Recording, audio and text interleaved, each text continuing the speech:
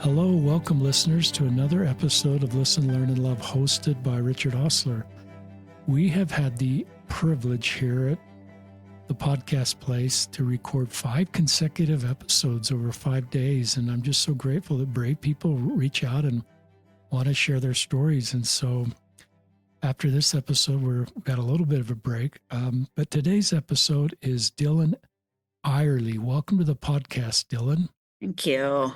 Will you tell us how to spell your first and last name so everybody can get that right in their brains? So Dilyn is the last part of my government name, and it's Dilyn.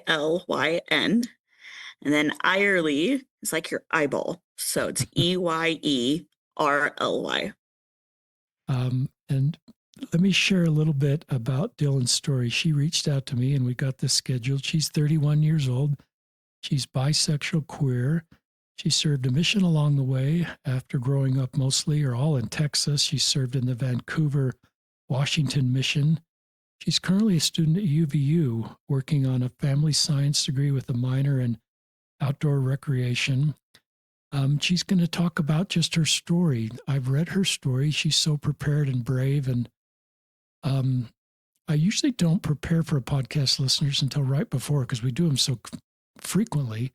But as I read her story, tears just came to my eyes with her courage to talk about this space and her journey. And there's a trigger warning, like most of our podcasts, people do share about suicidal ideation, and that'll be a little bit of her story. And I think it's good you talk about that. This is super brave of you to do this. This is not seeking for attention. This is not anything but love to help others walking this road. And once in a while I get a message from somebody who's completely closeted and they'll just say, Brother Osler, I put my headphones in late at night after everybody in my home's asleep and your guests are sort of keeping me alive and giving me hope. And so we're praying for you. If that's you right now, that people like Dilyn's story will give you hope, that there is hope in your future and you're going to be okay and God loves you and there's other people that love you and other people walking this road. So we said a prayer that for Dilyn and for all of you, that this will be a helpful episode. You that are parents and allies likewise will be helped by listening to Dilyn. So is that okay for an introduction, Dilyn? That works for me. Tell us, it's kind of cool where you're recording from. We've had people do this in the past. Tell us where you are right now. I'm currently sitting in the Utah Valley Institute building. I pretty much live here. If I'm not at work, I'm here. I usually sit in a spot by the registration office, but they are currently actually having their staff meeting. So I moved over so that I wouldn't interrupt their staff meeting. But I think that's great. We've had people record podcasts from the foyer of the church, from the Institute building, just any place they feel safe and appropriate to do this. And of course, an Institute place is a great place to share your story. And you're going to talk, listener, she's going to talk about UVU Institute and the support group that's there for LGBTQ Latter-day Saints. So, okay, Dilyn, I'm done talking. You're up.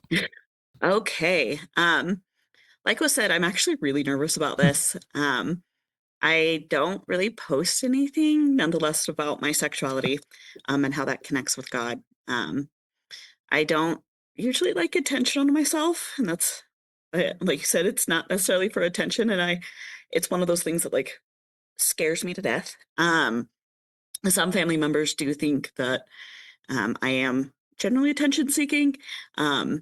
Though they are wrong. And with that said, I do hope that my story can connect, bring hope to people and connect with people, whether it's the teenager who is debating if they stay in the church or if they're loved, or it's the kid that wants to explore but doesn't know how, or the 18-year-old plus that is just tired and scared of life. I hope that something in my story can bring the spirit and confidence to those who need it. Like you said, I'm 31 and I'm working on my degree, which I absolutely love. I'm also a proud aunt of 34 nieces and nephews. Wow. I also have 2 great nephews. So that brings quite a big family. I'm the youngest of 8 kids, and so I'm actually closer in age to my oldest nephew than I am my oldest brother. Wow. Um, but yeah, so I guess it's more deep dive now. Early childhood from about 1 year. I was born here in Provo, but from 1 to 12 years old, I lived in Kansas City, Missouri. We are big Chiefs fans. I'm actually wearing a Chiefs sweater right now. We're much more big fans than people think. And no, we did not jump on the Taylor Swift or Patrick Mahomes bandwagon. We've been multi-generational Chiefs fans. But I look back now and realize there were definitely times in Kansas City that I was experimenting, comparing and questioning my sexuality. Vocabulary of identifiers weren't necessarily fully available to me at that point. And they wouldn't be until years later. By middle school, my parents, one of my sisters, and I had moved to East Texas, in a town called Tyler. Um, it was a lot smaller then than it is now. Um, Patrick Mahomes actually kind of put Tyler and White House on the map. Um, but by 13, I was the only kid at home. Number 7 had graduated high school uh, about 6 months before my 13th birthday, and she immediately moved out. She was like, "See ya, peace out, home slice." Um, so I was the only kid at home. It was just me and the parents for the next few years, living in Tyler. Some people might think that that meant that all the focus was on me. I was spoiled, but no, the focus wasn't on me. Um, we had some family issues at that point, and I had done a lot of growing up, starting around that time. I started to look around and realize that I wasn't the same as my friends. For a while, I thought that it was just because I was Mormon, and that, you know, that must have been it, right? There were only a handful of members in my school, and they were all in my ward. It didn't. I still, still at that point didn't feel comfortable in my own skin, even at church, but ignored it and blamed it on my church membership. My family didn't really talk about anything LGBTQ. All I knew was that on my mom's side, I had a gay cousin, uh, but he's about 20 years older than me. So all my life, I knew he was gay. And yet, gay and straight and lesbian were the only terms that I knew. I knew lesbians were girls and gays were guys, and that was all I had. Um, but I knew that neither gay or straight didn't fit for me. Um, when I was 13, so in that same year, my one of my older sisters, she's 13 years older than me, so she would have been 26, was diagnosed with stage 4 breast cancer, and she had 3 kids. Um, I believe that they were under the age of 5. They might have been 7 and younger, but I believe they were 5 and younger. I wanted to start asking questions about that same time, but everything turned to her and her kids. There was no there was no time to start asking questions. I don't blame her for that.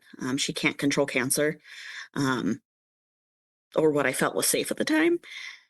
I just felt like I couldn't ask because I needed to focus on her and her family. She's fine now, and she's actually adopted 6 kids since then. Wow. Um, and she, like her two of her kids actually are the ones that have kids now. Um, but yeah, so she's doing fine now and doing great. By 15, I was actually really struggling a lot with my mental health. I was diagnosed more than a decade later with ADHD, generalized anxiety disorder, and PCOS, which has a side effect of hormonally based depression.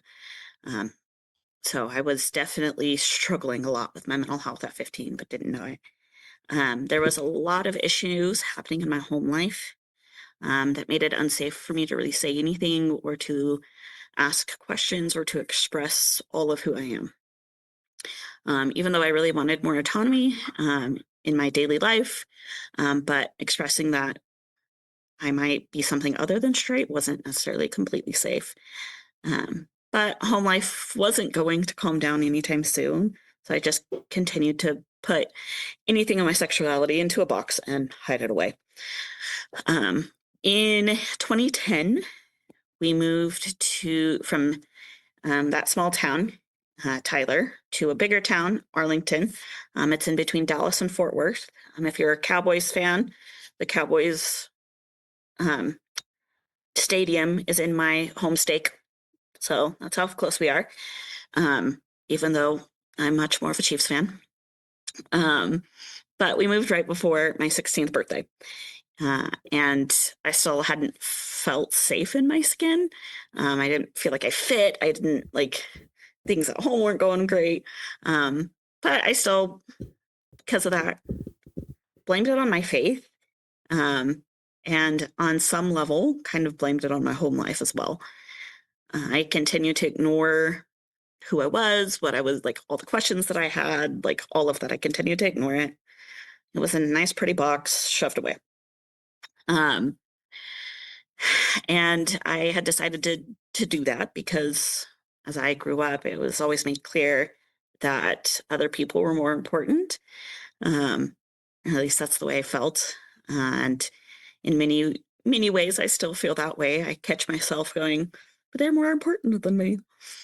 I had started to explore a little, and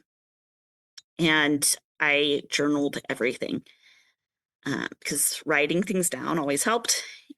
Put words and feelings down into words. It always helped. And I felt like it was one of the only ways that I could explore openly without feeling like I was a disappointment to my family and to myself. And it allowed me not to have any risk of questions or anything like that. It kind of minimized what I was doing, but it allowed me to kind of process some of it. Around that same age, around 16, I was almost 17, my grandma on my dad's side, so my paternal grandmother, came to live with us kind of off and on. We had space. She wanted to come live with us. She found one of my journals sitting out and decided that it was a good idea to read it. Wow. Yeah.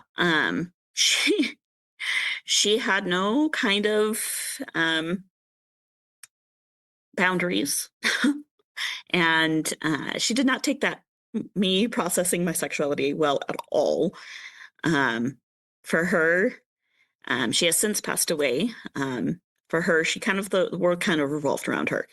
And I think most of my family would say, yeah, she thought that for sure. But she decided to tell my mom that, and that she thought that my mom should go read one of my journals. My mom didn't care to read my journals. My mom always had some respect of if I'm writing it down and not telling people, it's probably a journal and probably shouldn't read it until I was ready. So my mom had some respect for that. And she had come up to me and was like, I don't know what grandma saw, but don't leave journals around. She found one. Don't do that. But what that did was make me go, yep, this is not going to be a thing that I tell people. And I shoved it further down, and shoved it real far down. It was on a pretty box now. I'm just trying to set it on fire, get it away. And for a solid week, she tried to pray the gay away, which obviously doesn't work. That's not a thing. But she tried, and she had no problem telling me that. At 17, so my grandma had come back out here to Utah, and I was about 17. A friend and I had her over, and we were talking, and I confided in her what I was kind of going through. And that did not turn out very, very fantastic. That relationship ended pretty quickly. And I realized that I wasn't straight. Um, I dove into church because, well, if any kind of gay, again, that was the only term that I had, I didn't want it. Um, Nonetheless, I didn't want anyone else to know about it either. Luckily for me, in October of 2023, just after my 18th birthday, my birthday is in September. So it's literally just after my 18th birthday in 2023. The missionary age change by President Monson happened. So that meant that sisters who were originally serving at the age of 21 could now serve at 19.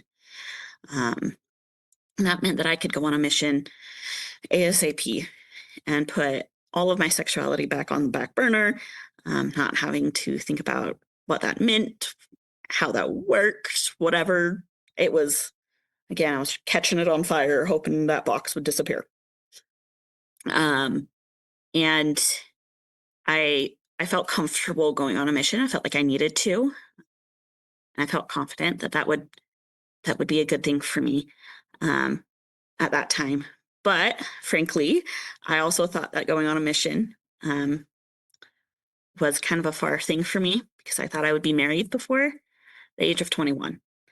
And that if I wasn't married, then I would go on a mission. And that meant that I was a failure for not getting married, which just isn't true. And like at all. I was not a failure for going on a mission, nor will I ever be a failure for going on a mission. I also had some repenting to do for my relationship with that friend. So I went through my senior year of high school, doing all I could prepare for the mission and shoving any feelings or thoughts way, way, way, way down, hoping that that box would continue to burn and be on fire and that I would never have to see it again. If I had anything to be ashamed of at that time, at least that's what I thought, if I had anything to be ashamed of, it was my sexual orientation, which again, isn't true. Many, many prayers asking God to take it away and to just get it away from me. And multiple times his answer was, I love you. I created you. How wonderful is it that you came to me? Like so many times that was his answer. Years at this point, the conversation with Heavenly Father, begging him to take away the attraction in some of those conversations. I spent years praying for that. Which is why I think he sent me to the mission that he sent me in. I wanted to go to overseas somewhere, which I think many young missionaries want, but I wanted it so that I would not be close to my family of origin, so that I could travel and that I could kind of just ignore my feelings. I was sent to the Washington, Vancouver mission, which if you look on a map, a lot of people think it's up north towards Canada. It's actually not. It is southern Washington and northern Oregon. We covered parts of Portland. So LGBTQ center, maybe just a little bit, just there. And I met so many people that were LGBTQ, but I still didn't want to think about it. But kind of go back a little bit. When it was time for me to think about submitting my papers, I had went to my bishop and he looked at me and was like, hold up, pause. He gave me a challenge before he would even open my papers. There were some things that I still had to repent for that he was aware of. And he wanted to make sure that I was mentally, emotionally, physically, and spiritually ready to go on a mission. He didn't want to have missionaries coming home because they weren't prepared. So he challenged me to do 7 miles on the bike in 45 minutes 3 miles running in 45 minutes, and to read the entire Book of Mormon. Wow. It was hard, but that put me a year later than I had hoped to at that point. So I went about 3 months before my 20th birthday instead of going on or close to my 19th birthday. At the beginning of my mission, um, I was still not diagnosed at this point with anything, but my depression, my anxiety, and my ADHD were running rampant. The pressures of teaching something that I was having an issue with started to crumble down. The box that I had put my sexuality in didn't burn as I had hoped. I looked at my companion at one point and told her that I was going to die, and had a plan to do it at that moment.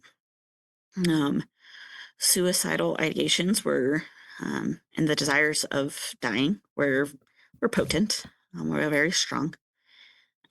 This wasn't the first time that suicidal ideations existed, but they were stronger than previous years. The ages that I've mentioned before, so 15 through 17, I definitely was having suicidal ideations at that time as well. They were not necessarily fantastic years growing up. I had decided after about an hour of crying in the bathroom that it was time to end my life. I was trying to decide how I was going to do it, but it had to be at that moment. And I look back now and I'm like, I am glad that God gave me what he gave me at that moment. So I told my companion, and she didn't believe me. She thought I was just homesick because this was at the beginning of my mission. And so this was with my trainee. She had told me that she thought I was homesick. She told me that she wanted another trainee, and that we weren't going to go call president because she wanted to prove that she deserved another trainee. She wanted to, from my perspective, wanted to look perfect for our mission president. It seemed that she thought that this would get her somewhere. And she seemingly didn't seem to believe anyone could be that depressed that early in their missions. So she made it about her instead of actually realizing the depth of the situation. That is when God decided to save my life again. For the first time, and I haven't felt it since, anything like it since. He gave me what people would describe as godly anger. I held on to that for a long time. I legitimately had felt so angry and so mad that somebody could take this and take what I was feeling and make it about them. And I had spent the rest of my time with her, wishing that and praying that God would take me in my sleep. And part of those prayers were prayers to die just so that I could haunt her, that I would come back and haunt her and tell her how horrible she was. I now know better, and I'm safe, and I'm learning plenty of coping skills that I'm super thankful for. I've also forgiven her for being so blind to what depression looks like. This was one of those moments that God had said how wonderful it is that you came to me. I served the rest of my mission, and I returned honorably in December of 2015, just a couple weeks before Christmas. About 8 years from entering the mission, I had moved in with a former mission companion that I had at the end of the mission. This would be around February of 2021. In December of 2020, I had graduated from a culinary program at my local community college. I graduated with an Associate of Applied Science in Culinary Arts. I loved learning about food. I had put myself in a situation where I could continue to be mentally, emotionally, and spiritually abused. So there was a lot with that. Um, so I kept my sexuality to myself because there was there was no real good way to go about that. Though in culinary school, I'd met so many people that are LGBTQ plus, and some became some really, really good friends of mine at that time. I was realizing that they weren't as bad as I had thought. Um, Growing up, I thought LGBTQ would be the worst thing, right? But these people were proving that differently. Um, and and so that was great for me. I loved culinary school. Anyway, I moved in with my companion, turned roommate, in February of 2021. She was one of my ASL companions um, that I had towards the end of the mission, and she she had started to question whether I was queer or not. Um, and again, I didn't have a lot of real identifiers or vocabulary to speak of for myself at that point. Um, Nothing was still working right. Nothing felt right. Um, and I didn't want to take that fiery box of emotions back down. But culinary school had given me more more words for LGBTQ um, and and some definitions, but again, like nothing was fitting quite right. But I was in this ward out here in Utah, and a friend in the ward that had only been in the ward for a couple months, 6 months at best at that point, had invited me to Institute. Um, they were speaking at a workshop that was really new, and they were really nervous, really, really nervous. And I didn't want to go. I was planning on avoiding it and using the excuse of working and lying through my teeth. Though God had other plans and made sure that I didn't work that day. And I kind of knew He would open that up for me. Yet again, telling me how wonderful this opportunity would be. Um, and I did not want to believe Him, and I did not want to go to that workshop. But by the end of that section of the workshop, I started to allow myself to actually feel comfortable to process the feelings that I had suppressed for so long. My sexuality once again came to the forefront of my mind. This workshop at the Institute was for LGBTQ and allies and is now a full semester class. I love it, and it's fantastic. I knew, I know that it was recently mentioned on the podcast before. Anyway, the fire that I had started to keep everything shoved down, was starting to be a little bit extinguished.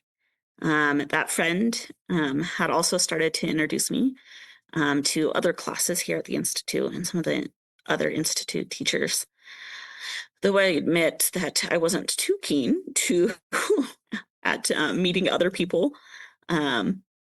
nonetheless, other Institute people. I am so grateful now that this friend had invited me. My companion turned roomie at one point, about a month after that workshop, just flat out asked me, "Are you sure you're not bi?" I had gotten really frustrated and not wanting to admit it. I turned to her and I was like, "Fine, I'm bi." And then I walked into my room, slammed my door, and just started crying. Um, I I was a little surprised at my reaction. And I think my roommates were a little surprised, but they had been dealing with my anger so much that they also kind of weren't surprised that I reacted that way. Um, so it was kind of a weird moment for all of us. And it was like, I just admitted something I didn't want to admit. By the end of the next workshop, which was a couple months later, I had come out to my companion and roommates, a bishopric member's wife, a couple friends and coworkers, and a few family members. I was planning on telling my family in a very, very specific order. Starting with the one that I knew would care the very least to the one that I know would care the very most. It didn't turn out the way that I had planned, but I had to have a plan. I was letting people in for the first time in a long time, and not all of my family is okay with things that they don't want to expect. Um, I told one brother first, and he was the one that I know doesn't give a flying flip about any of it. He just wants me to be happy. Um, he he's an awesome brother. I talk to him about once a year because we just, as a family, don't talk very often. But I decided to call him first because I knew he wouldn't care. Um, and and so I went from there. He was he was just the one that wanted me to be happy. And I ended up calling my mom after she had gotten back from a trip with her sisters. Every year they have a sisters trip.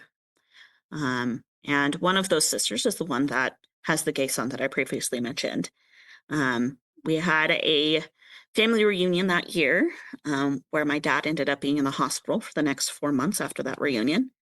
And I just couldn't hold my sexuality in anymore. And I needed to let the context of that box out in the open.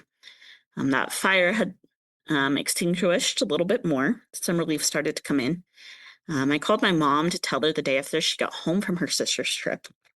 Not knowing if my dad's health was going to be declining more or if he was just being dramatic, I flew out to Texas after my dad got out of the hospital and confront him about my sexuality as well as a few other things that I needed to get off my chest, including the abuse that I had endured from him emotionally, mentally, and spiritually. Um, my mom's response was actually really good when I told her over the phone. She stopped for a second and I heard her take a big breath. And she goes, "Well, I'm not surprised." Um, and I was a little thrown by that. She had known about that friend that I had at 17. She wanted to know a few things, including why I needed to come out, why it was so scary, and why I thought I would lose my family. In her mind, we didn't get rid of my cousins, so why would she think about getting rid of me? She still doesn't understand why those things are regularly discussed and why LGBTQ people fear the loss of family, friends, and faith. She tries to learn, has a long way to go, but she is also working on her own things. I'm able to give her a lot more grace than I am able to give my dad. She doesn't really talk about it with me still. She feels like she can't sometimes, which is understandable. I'm not always, that anger still sometimes comes up. But it also kind of frustrates me, to be honest, but then I have to remember that it took me years to be comfortable in confronting myself with those feelings. So I can't expect her to change overnight or anytime soon. Still 5 years after coming out, at this point, just about, I don't expect her to understand all the nuances or to fully accept it. But I am grateful for what she does do um, and what she's willing to try when she can. My dad, when I told him, his response is still one of the most baffling responses I think I have ever heard in my entire life. And it still baffles me to this day. He asked me if I was a polygamist when I came out to him. And like I said, it still confuses me. He believes that much of being an LGBTQ is a choice, just like it would be a choice to join a polygamous group or what shirt you would wear. And anytime that I have previously talked to him about it, all he sees is that it's a choice. He fully believes that and understands that, and and not understanding that a person's sexual orientation is more than just like a sexual desire. I can't choose this. I have since gone no contact with him. Sorry. A few other things have come to view for the family, which allowed me to cut contact with my dad. He doesn't understand and refuses to accept anything, and what bisexual means, what and how LGBTQ people actually function. He also refuses to accept anything that he has done. So he doesn't have access to me, and I'm happy in my life without my dad. I know many of my family still have contact with them, and still want to have contact with him. I choose not to have any contact with him. In the midst of my dad being in hospital that year, I started to come out to others, and I had started to attend the Institute workshop. I had started to work on Sundays and started to use it as an excuse not to go to church. But I was still occasionally going to sacrament in a family ward during my break from my job. And they allowed me to go to church if I wanted to. I loved that job and was learning a lot, but didn't know how to handle church. I had started that job about 6 months from graduating culinary school, so in about June of 2021. And I had started attending the LGBTQ workshop in about 8 months after graduating, so August, September of 2021. And I was just figuring out my sexuality, church, new situations, all that out, and felt a little alone on how to deal with what I was still angry about, and what expectations I was meeting that I had set for myself and what others had set for me. I was attending church for a long time until a high councilman's wife had gotten up to a pulpit in my YSA ward, and was giving a talk. They said LGBTQ people are ruining God's plan. I had that Sunday off, so I got to go to my actual ward for the first time in months. And I think it was actually about a year after moving here to Utah, because I'd gone on a trip to Vegas to see my favorite singer and to celebrate moving to Utah, which had given me that Sunday off. What was fueling my anger had been slowly getting squandered, but with that response, I completely stopped going to church, and that fueled my anger more than anything that I could have expected. It definitely added to that fire. I was still going to the workshop that friend had invited me to, and meeting more of the teachers and the staff. I am a big introvert, so I was really shy, but I was angry and determined. I'm also extremely stubborn. I started meeting other people at my will and not just my friends. Started putting words into feelings and understanding what was happening. I hadn't even asked what the workshop was called at that point, but it was the only church thing I was getting, so I didn't care. Attending church was like non-existent, and I was still holding on to a lot of that anger with no plans of letting it go anytime soon. I went to the workshop, but not to church. Nearly 2.5 years of attending the workshop. I realized I was hoping to be able to make it to the workshop every single time it was on. During those 2 years, I found out the name of that class. It was the Bracing Christ as LGBTQ class. It is now, like I said earlier, an official class, which means that it's a full semester long. I was also getting to know other people, students, staff, faculty, all alike, at the Institute more and more. That friend was making connections at the Institute and introducing me to those people. But like I said, I realized that I was going to the Institute for myself. That friend has stopped going to a lot of other Institute classes, but still only attends that class. And I was going to as many as possible. and I'm so thankful for that workshop. Um, like I said, has now become a full semester class, and I still go. I cannot speak highly enough about the teacher who teaches it, Sister Chipman. I think she is fan freaking tastic. She is lovely. And I started to think about all the different things that I'd missed while going to this class only.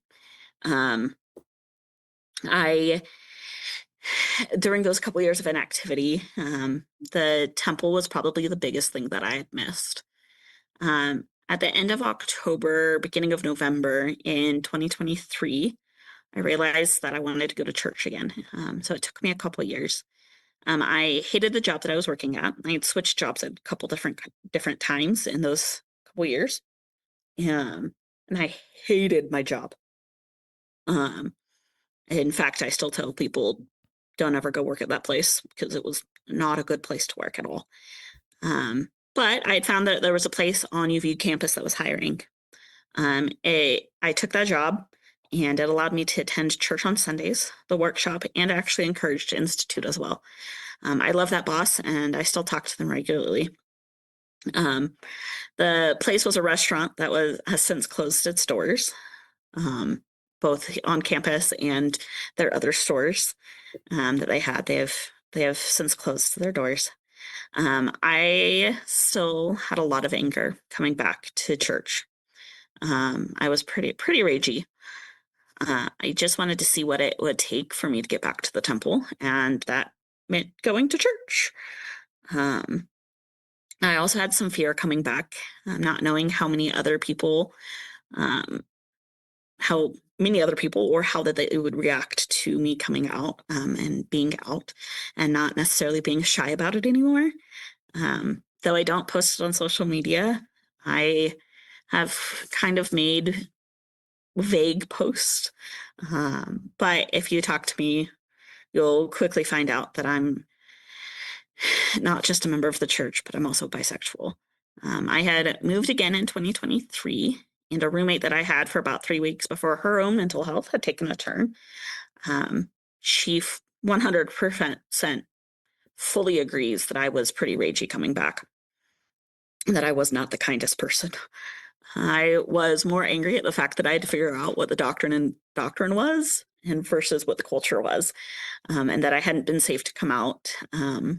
And in many ways, for so many other members, it's still not always safe to come out. And that is something that I want to fix for everybody.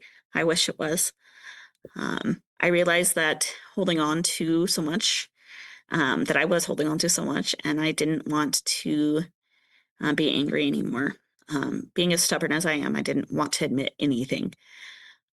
Realizing I wanted to attend the temple fully, and for all the issues I had to swallow my anger and my pride.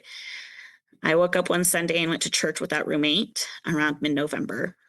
I looked at the bishop and the stake president, telling them that I was a bisexual queer woman and that I wasn't gonna hide that, especially at church. I look back and I'm like, that poor bishop and that poor stake president had to deal with me. I wanted to be active in the temple again. And I just wasn't going to hold back who I was anymore. I knew I wanted God in my life again, and I can't keep acting like my sexuality isn't part of who I am, and that the gospel isn't a part of who I am as a person as a whole. I am a member of the church, and I believe in the gospel, and I'm a bisexual. I got my temple recommend in the back in December of 23.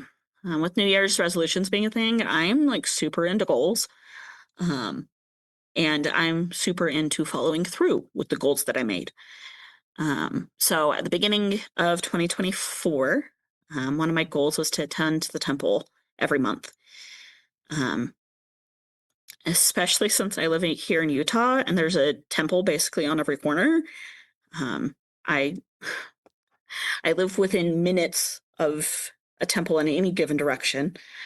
I had gone to the temple couple times. And then in February, I, for the second time, had gone to the temple for the first time in years. I had come out of that session and I was broken. I was hurt. I was hurting so much. And it wasn't just for the fact that I'm queer. God had made it clear to me that one, he had loved me, two, that he had created me as a bisexual queer. But I was hurting for the fact that this isn't where I thought I would be in my life. I had mentioned earlier that going on a mission meant that I failed because I wasn't married. As a teenager, I thought I would follow the path that my parents and my siblings had been on. Two of my sisters were married at 19, and one of my sisters was married at 21, as well as my mom at 21. By 29, my sisters had kids, and me being 30, in September of 2024, I was freaking out because my mom was pregnant with her 7th kid by the time that she was 30. And yet I was still single and childless. I was heartbroken and feeling like a failure more than I really had ever at that point. Like I said, I was turning 30 in 2024, and I felt like I couldn't talk about that with anybody, because when I tried, I got placated in some kind of manner, whether it was the, oh, you'll get married someday, or the, oh, you'll have kids at some point, or you can adopt, like all those placating statements. During that endowment session in February, I was praying about something that I was hoping wasn't any kind of relationship that had nothing to do with me being single or childless. And I was just hoping that it wasn't any kind of revelation. But I was hurt, and I was going with it. The answer I'd gotten to that prayer with that other thing, and with everything else, was to talk to Sister Chelsea Chipman, the institute teacher from the workshop, which is funny because literally all of my, like, if I need advice, I go to her, and the revelation was go talk to Chipman. And I also laugh because God is really good at putting people in my life when I least expect them to be, and works through them to help me out. And he doesn't always put people in my life, but when he does, it's for a purpose. And it was definitely purpose at this point. I ended up like ugly snot crying to Chipman in February of 2024 about being single, and not the thing that I had wanted revelation on at all. But I was like ugly snot crying. Like, some people can cry really prettily. This was not a pretty cry. And so I, being super stubborn, didn't want to talk about that other thing at all. And I didn't want revelation. But I had noticed God in my life very little, but I wanted to, I didn't want to admit that anything was happening, and doing everything I could to not process what God was telling me. But not wanting anger either I was stumbling through life at best. Going back and forth between anger and following what God wanted me to do, stumbling through life at best is probably the best descriptor. He was giving me revelation, and I was telling him no over and over again. And it wasn't until I started to talk to another friend about some of the battles of these revelations that I was having, and her response, in a very sweet way, she goes, "You're close to Chipman, go talk to her." And I was like, I don't want to, because I knew that if I was going to talk to someone, that Chipman was going to make it happen. So in April, so a couple months later, I ended up again snot crying to Chipman, and like, again, not a very pretty cry. I was scared because I knew that she would be there for me, and I didn't want to admit that.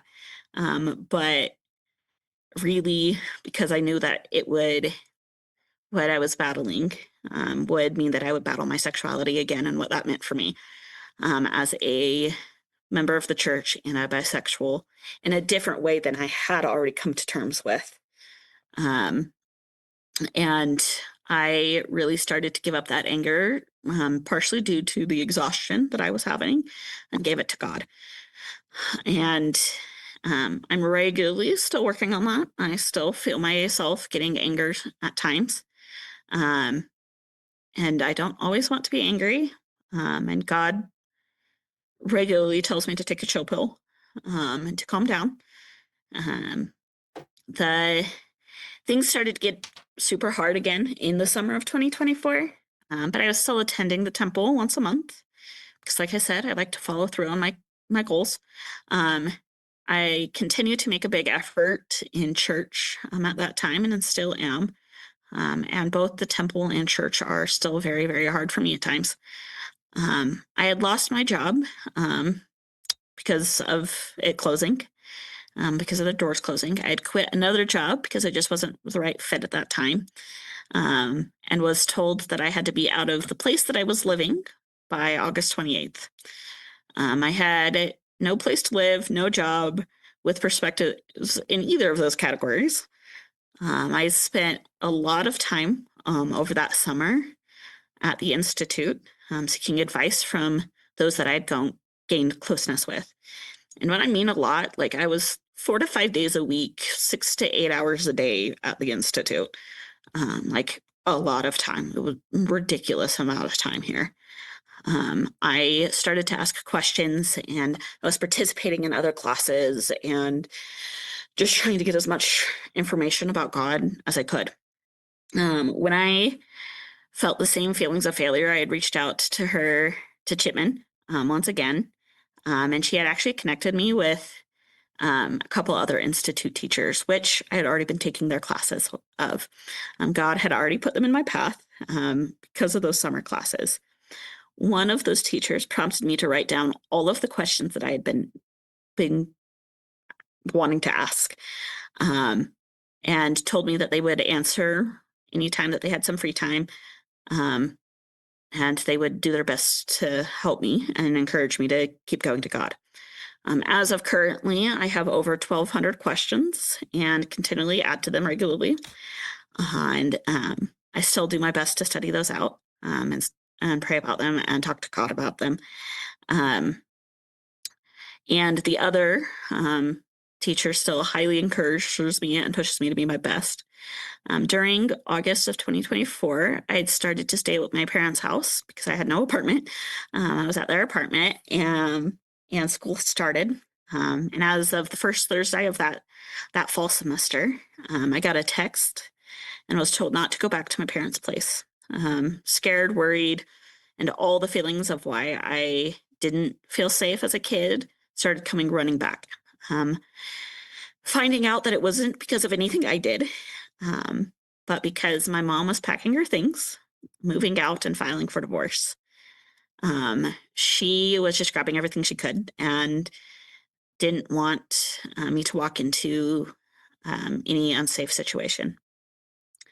But I didn't have really a place to stay. So I ended up staying at my aunt's house until that following Saturday. I was able to find a place in the ward that I had been attending and felt prompted to stay in, and wanted to stay in at the time. With the divorce, I was able to start feeling relief in ways that I had only dreamed of as a kid.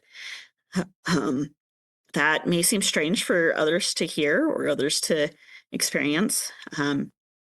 I know that many of my family members don't feel that same way. And if they do, we just don't talk about it. They will also feel like they might be a little embarrassed that I'm talking about our parents' divorce on here, and quote unquote airing out our dirty laundry. But I was relieved in a lot of ways. And all of that is part of why I don't post much about my sexuality either. I know a few of them think that it's a choice beyond just my dad, and that I am only seeking attention when I talk about my sexuality, which again isn't true. Um, I am a huge introvert and don't like always being the center of attention. And as well as being told certain things all of my life, I don't ask for it. Um, so I just don't post very often or discuss things that are on my heart with a lot of people. It's been 2 years since my parents have separated and a full year since it was finalized. It's been almost 5 years since I initially started coming out. 11 years since I returned home from my mission, and I'll be 32 at the end of this year. Um, I still have a long way to go, like a long way to go. But God has been there in every aspect and every part of this journey. I have upped my temple goal to 2 times a month. I have a few friends that go with me, and we make it fun. We go to all the temples that we can, and the way we count it is that we do, like, as long as we do an ordinance, we count that temple, and then we do temple marathons, and go as many temples as we can in one day, and do as many ordinances as we can on one day. I will be graduating with my bachelor's in family science in hopefully a year. There is so many more things that have happened between now and me coming out. But my sexuality is only one aspect of who I am. With all that I have seen, and all that I've done, God has been there over and over again. God told that friend to invite me to Institute all those years ago, knowing that I don't like to disappoint people, and provided a way for me not to back out of that invitation. God put Sister Chipman and the other Institute faculty and staff in my path, knowing that they would help me with revelation and processing where I expected to be versus where the reality I've been in. Putting all of them here to help answer questions and help me process God has been so helpful. I was actually just talking with a couple of them yesterday, and ugly cried to a couple of them yesterday.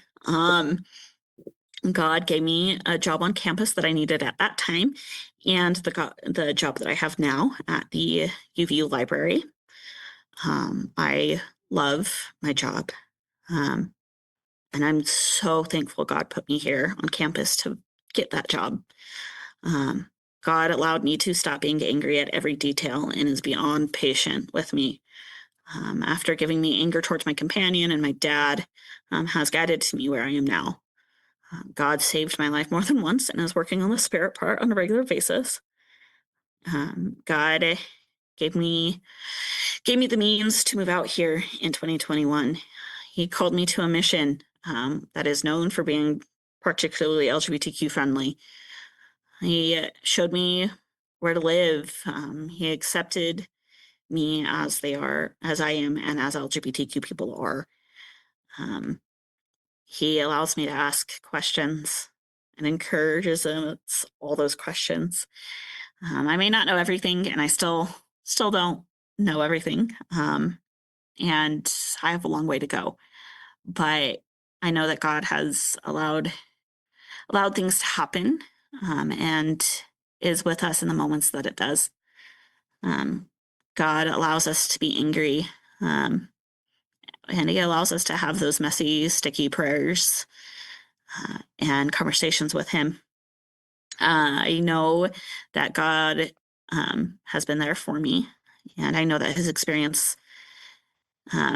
that all these experiences, His hand has been there, and He loves to look at me and say, "How wonderful is it that you are having this experience?" I have to remind myself of that on a regular basis, to remember that I might be stubborn and sticky and angry sometimes, but He gets to say how wonderful it is that I have experiences. I am starting to begin to feel excited about what the future has to hold, which is a new experience for me. If I were to give advice to anybody, any of our listeners, um, is to build your network, especially if you're a youth, um, is to build your network and to keep building your testimony in God. There are a lot of people in the church who are wanting to be allies, and just don't know how. And the sphere of influence is just going to keep getting bigger. Somebody is likely already trying to come out on this story or on our listeners. And I hope that my story can help. I'm not perfect. My family's not perfect, but I know that God is. And I'm thankful that he likes to look at me and say how wonderful. I am grateful for the Institute and the prophetic council to go to Institute. And I'm just glad that I've had these experiences to say how wonderful. Amen. Amen. That was awesome. Thank you for all your preparation. It takes a lot of time and effort and emotional capital to write that all down and share it. So big hug. All of us want to give you through the podcast. Thanks. Wherever we're listening. And I get the privilege of listening first. So that's kind of cool. As you know, listeners, I kind of write down things that were unique to me and things that jumped out to me. And I'll kind of go through that list. And godly anger, I think, is a good thing. It's empowering. I think sometimes we say we should never be angry, but angry is a secondary emotion to pain. And I think that's okay. I think what you do with anger over a period of time is really where agency kicks in. Now I can't read my own writing. I thought it was in talking about the suicide ideation on your mission was really honest. And you said something that I thought was particularly honest, that part of your motivation was to haunt the person that you emotionally felt hurt from. So it would be logical to want to hurt her. That's a pretty normal human. Very human. And so I can't dismiss that. It's just part of the human experience. I think the agency kicks in. What are you going to do with the hurt? But for those of you that are, thinking of suicide, it's just another pause to think, am I doing this? It's complicated. I don't want to be a therapist, but, if you're wanting to hurt somebody and that's a big reason of considering suicide, go talk to a therapist, go text 988, go follow the example that Dilyn just shared and kind of get by that. And it may help your suicidation lift. And I'm not saying you ever need to forgive that person or reconcile with that person, but it's just, any reason to live and recognize why you're suicidal is a good thing. And so I thought that was really honest of you. I'm really brave of you to talk about that. I wrote down here, you wish queer people weren't alone. I agree with that. And I love this UVU Institute class, listeners. This has come If up. you're in UVU, come. Yeah. If you're in the Valley, come. And do you have to be a student? At UVU? So you don't have to be a student at UVU.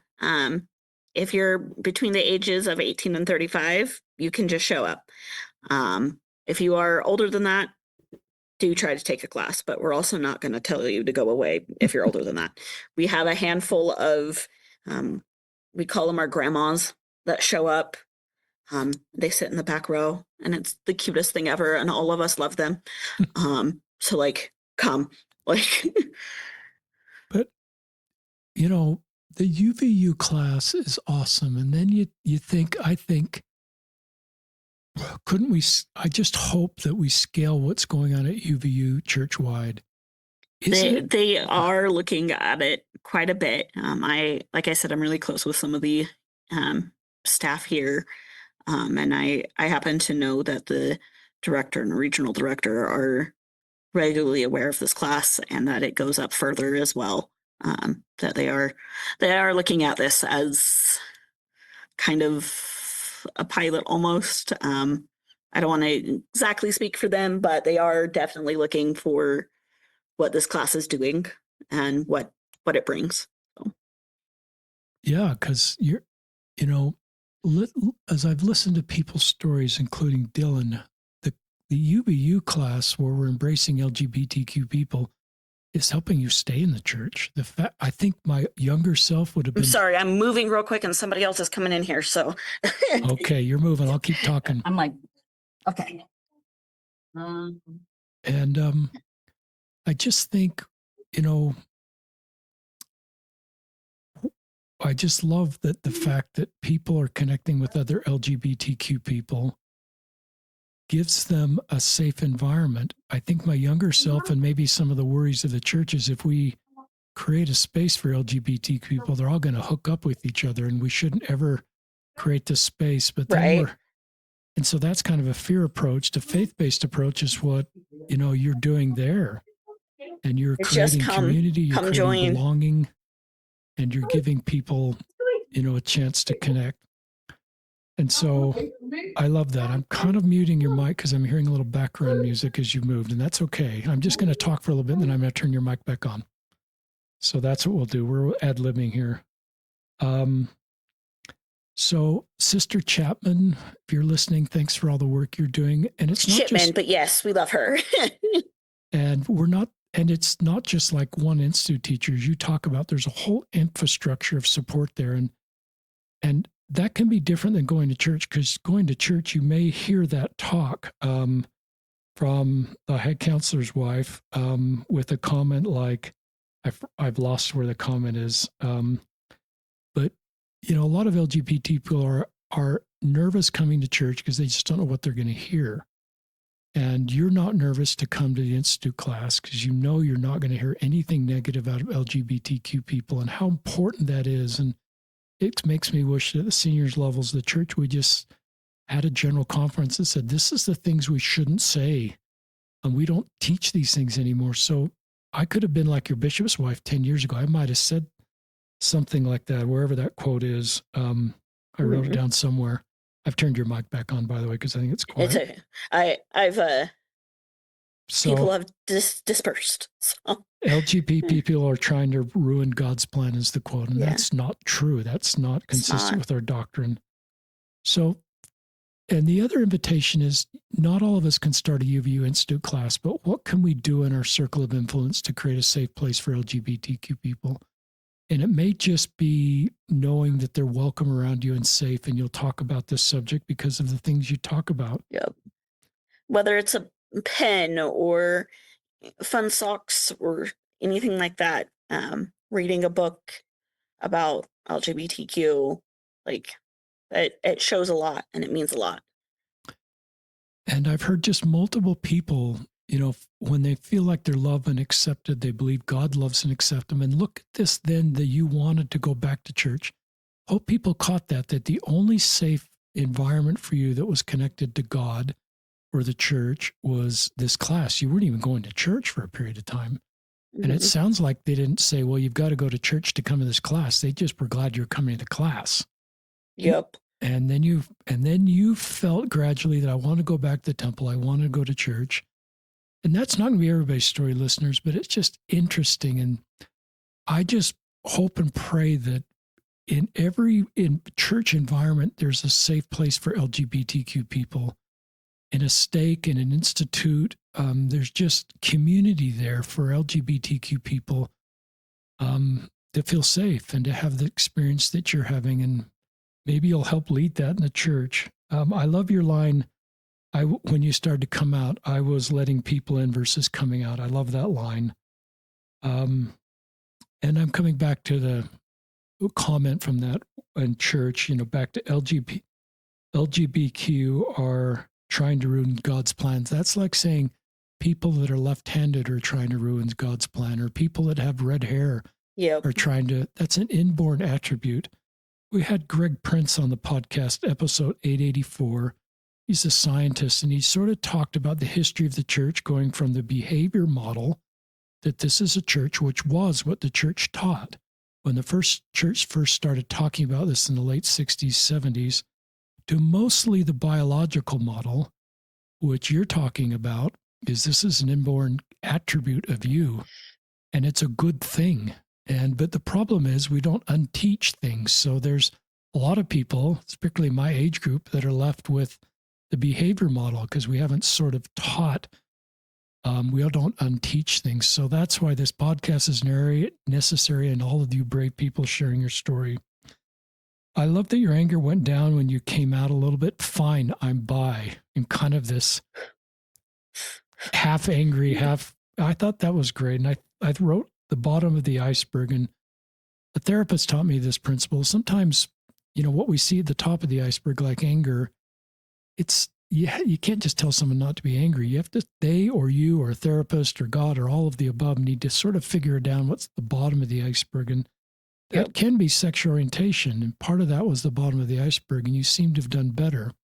And that can ebb and flow because you're still trying to figure out my place in the church. And my mom had 7 kids and I have none. And what does it mean to be bisexual and queer? So I don't want to say your anger's over, but you're doing a good job. It takes its time. It takes its time for sure. So then I wanted to read a couple direct quotes. This is page 6. This journey to come back to the church, I'm telling them I'm a bisexual queer woman. I'm done hiding, especially at church. So I think most queer people feel they need to hide at church, and that can be pretty overwhelming. And the shame that creates that this part of me is not acceptable here, and I have to hide. And then you, with this deep acceptance of who you are with your Heavenly Father and confirming this to you, and then you just have this confidence. I am in charge of my own church experience, and I am here, and I'm a queer woman, and I'm done hiding, especially at church. And that was not your journey out of the church, which I might have thought, well, if you'd say that, you're on your way out of the church. It's actually your journey in the church. Back, yeah. Wow. Going back. Can you believe, isn't that just remarkable? It was, in weird ways, still a fight during that year and a half that I was in that ward. But I'm not gonna hide it. And it's by no means is it easy, and I don't want people to take it like that. It's not easy, and there are definitely times that I still have anger and that I still am ragey. But I have the opportunity to network and to reach out to the people here at the Institute and be like, I'm mad at my bishop or I'm mad at my stake president. And they're like, dude, you're going to be okay. And like building that network is so important to help calm that down. That is just awesome. And then one of my last comments is you have 1,200 questions. And then I wrote down in my margin of, it says, sounds like Joseph Smith. The church was founded on questions, and Joseph Smith just kept asking questions and questions and questions. And so when I think the last time I looked at 1,265, I think. And having a safe place in the church to ask questions. Sometimes we get a culture that we don't ask questions. We don't ask hard questions, and we're on the slippery slope to leaving the church if we have questions. And I just love that you have a safe place in the church to ask questions versus there's lots of safe places out of the church to ask questions. Yep. So, and I regularly get told, are you praying about them? Like, are you talking to God about them? Are you reading scriptures? Are you reading conference talks? Like, what have the prophets said about this? Like, on a regular basis. Literally, one of the people that I was crying to yesterday was like, have you read a talk about it? I was like, okay. Like, because it's there. I have enough questions. Well, that's all I have, listeners. I can't help but think what we can do outside of doctrine. I'm open to even changes in doctrine, but it's easier to sort of think, what can we do outside of change of doctrine to better support Dilyn? And there's a lot of examples in your story, your courage, as well as a really good support group that has helped you. And the fruits of that is the woman you are, you completely owning your identity with no shame, and your love of the Savior and the church. And you still have questions, but it's remarkable who you are and where you are. And it gives me hope. And I hope we can scale the things that are part of your life to other queer people worldwide in our church. And we just have work to do. But you're remarkable. You're brave. You're courageous. You're good. And I wanted to mention, that reminds me of a couple more things. Sorry, listeners. Boundaries are important. If you're in a toxic relationship, that doesn't mean you need to be in that relationship. If you love people, you've got to take care of yourself. There is scriptures that said, love thy neighbor as thyself, but there's an exception to that. And if there's sexual abuse, spiritual abuse, physical abuse, emotional abuse, and you're in an unhealthy, toxic relationship, you need to create boundaries. And if that means doing the things that you've had to do, that is, to me, part of really being thoughtful and mature and taking responsibility for your own life. And you can't save people in your life that you may be related to that are part of a toxic relationship. You've got to turn that over to God and move forward with your life. And so I thought you were honest about that. Any more comments on that tender subject? On that one particular, I will say that I was never physically harmed. Okay. It was all emotional, spiritual, and mental. Though I know that others have had those experiences, whether that's in their own family or in other life and other people's journeys. I know that is something that has been there.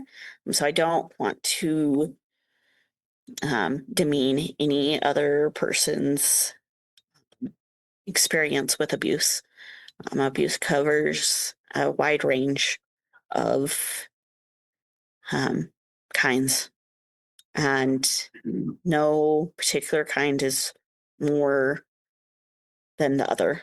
And that is, I feel like, something that is important to note, that if you are experiencing that, reach out to somebody that you can trust, whether it is a bishop or a teacher or a friend or a friend's parents.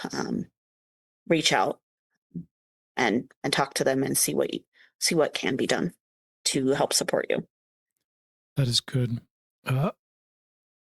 So that's all I've got, listeners. We're going to link to Dilyn Eyerly's Instagram in the show notes. So if you want to find Dilyn, look to the show notes on Instagram. We'll have her Instagram account there. And just thank you for reaching out, for being on the podcast. Those of you that are queer that want to share your story, go to our Instagram, do our podcast description. It's got my email in there. You can email me or DM me on social media. Just want to provide a platform, especially for those that have never shared their story or never been on the podcast, to share it here. Or just, if you feel it's time, you're welcome to share it here. Anything you'd like to say in closing, Dilyn? Thank you for having me on, and thank you for doing all that you're doing. You're so kind. So this is Dilyn Eyerly and Richard Osler signing off from another episode of Listen, Learn, and Love.